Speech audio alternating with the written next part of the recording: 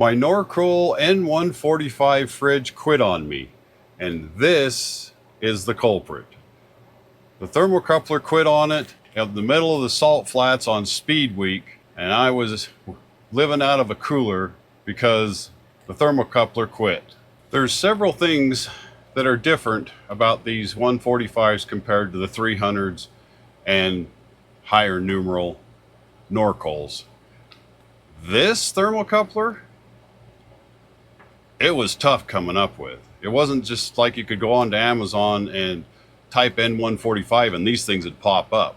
I went through quite the struggle to get this, but don't worry, I'll set you a link and it'll be easy for you. But yeah, these thermocouplers are not the same as the 300 series. They look similar, but they're not the same. If you stay to the end, I'll show you a trick if your thermocoupler is not as in bad a shape as mine, to where you might be able to revive it and save it and make it work without spending any money at all. Here we go. So the first thing that's different is the 300s have screws down here, and you have to take the door off its hinges to get to the screws that are down in here. With the N145 and 150s, you have to take these plugs out. And there's a whole bunch of them all the way down each side of it that you have to take out. Do not remove them 3 screws, as they hold the heat exchanger into the fridge and have nothing to do with removing the fridge from the camper. So the first thing you have to do is turn your propane off. There. Because you're going to have to break the propane line off going to the fridge.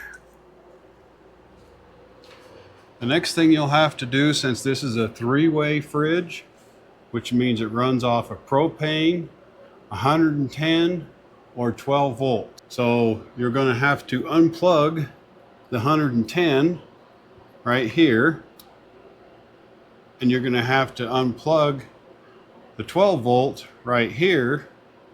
And before you do that, you need to turn the power off for the batteries, or take each one of these off individually and electrically tape them up so they do not short against each other. Let's move this out of the way so you can see much better.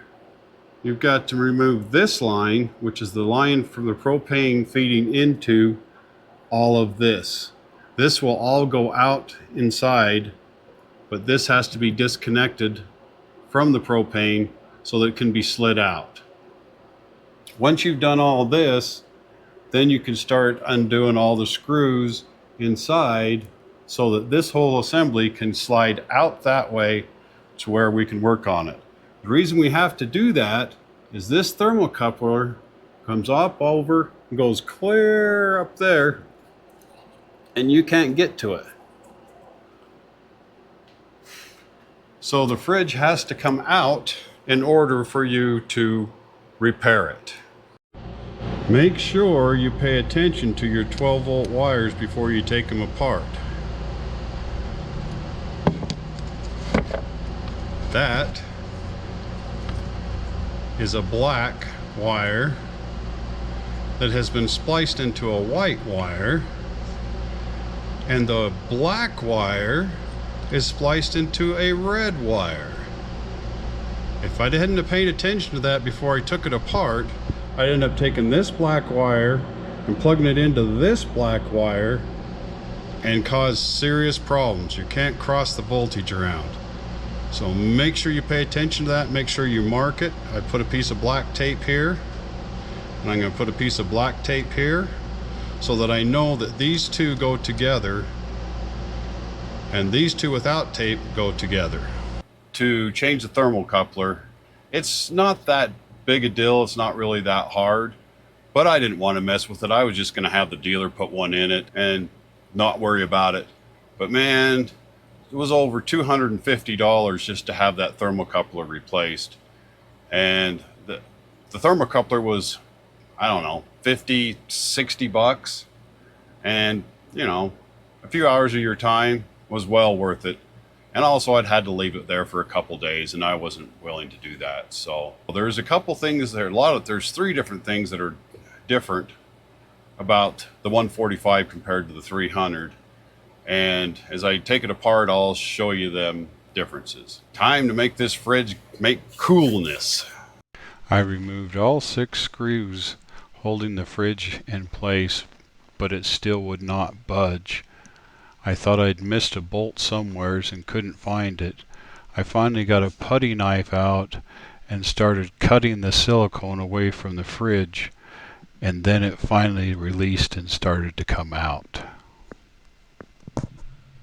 And there she is. I didn't have to take it all the way out. I was able to put a towel against the sink and just lean it over and let it set up against the sink so that I could get in there and get this thermocoupler disconnected. That's right, there is where it plugs into the switch that you push to make it activate, and it goes from there all the way around and down the back of the fridge. Right there is the difference between the 300 and the 145.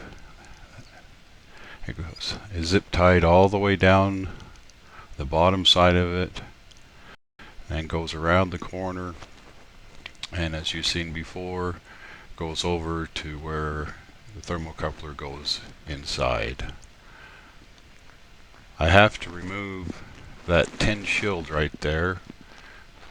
You only need to undo the top one. You may have to loosen the bottom 2, but they don't need to come out. You just need to take that screw out and then remove the tin shield so that you can get in there to undo. It uses a T20 Torx to release the thermocoupler from its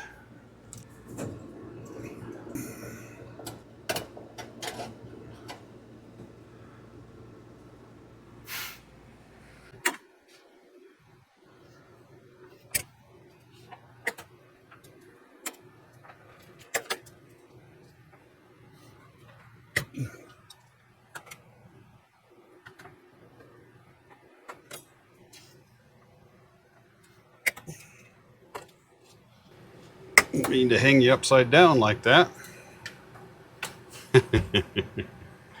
Alrighty, I think we're ready to take this thing out. I don't know if you can see where that's burnt through or not, but that's why my thermocoupler quit working.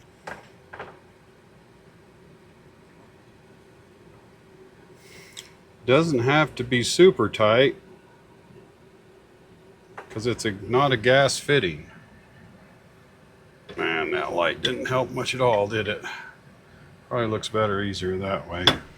Now I just have to gently put all the zip ties back in place, straightening that line so it fits back in there like it should and secure. And that part is done.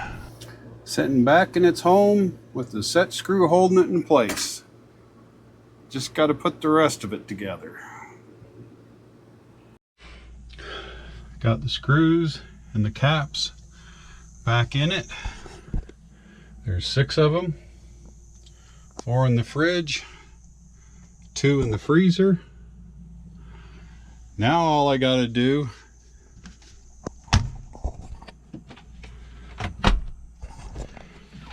is silicone that gap.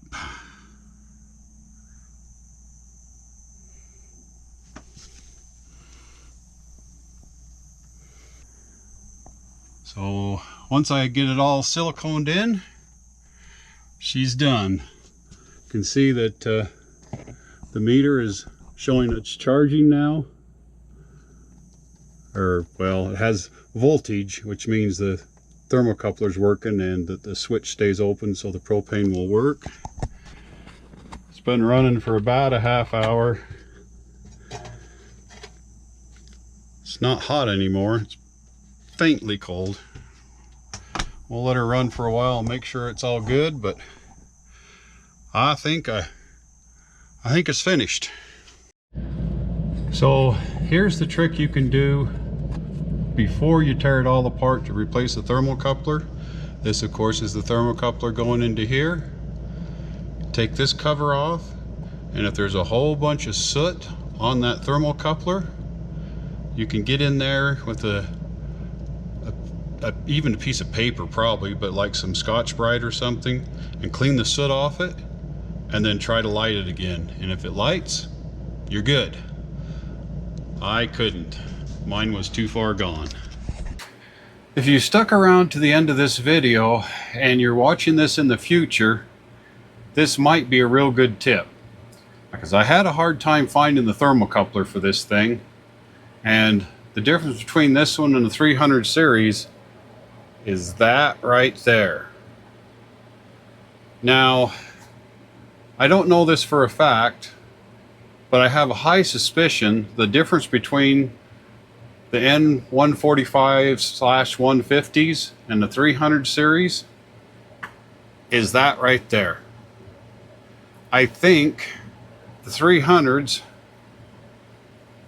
is just that. And if you look at it, they're two different sizes. And I think this adapts to a different switch, and you may just have to take this and put it onto this of your new one and still be able to use it. I tell you all this because I had a hard time finding this, and it may not be available for forever. Where there's tons of the 300s, this may be the trick to get this old girl back together again sometime in the future. So if that makes any sense, I mean, that's where the thermocoupler went in, and then this is what differentiates between the 150s, 145s, and the 300s, is that piece right there, which is what you see and what I ordered, because I didn't want to take this apart and not be able to put it back together. So I fought real hard to find this part number, and it'll be in the it'll be in the description down below. It'll be in the comment section as well, so it'll be easy to find the link for this thing. But someday, one of you is going to be watching this video and going, yeah, great, but I can't get that stupid coupler anymore. This might be the trick to get you back there.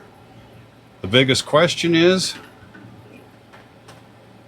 the 300 going to be long enough to be able to do this? And there's a lot of variables, so as long as this is available, I'd use this. But if you get in a desperate situation sometime in the future, that might just be a viable solution. Thanks again for watching this video. It's not something that I normally do. My site's called Bare Budget Performing Mopars because that's what I'm all about. I also have a video on the salt flats, which is when this thing failed on me. So if that stuff interests you, you can click here or wherever it is and watch another video from me, or you can just go fix your fridge now you know how. Talk to you later. Bye.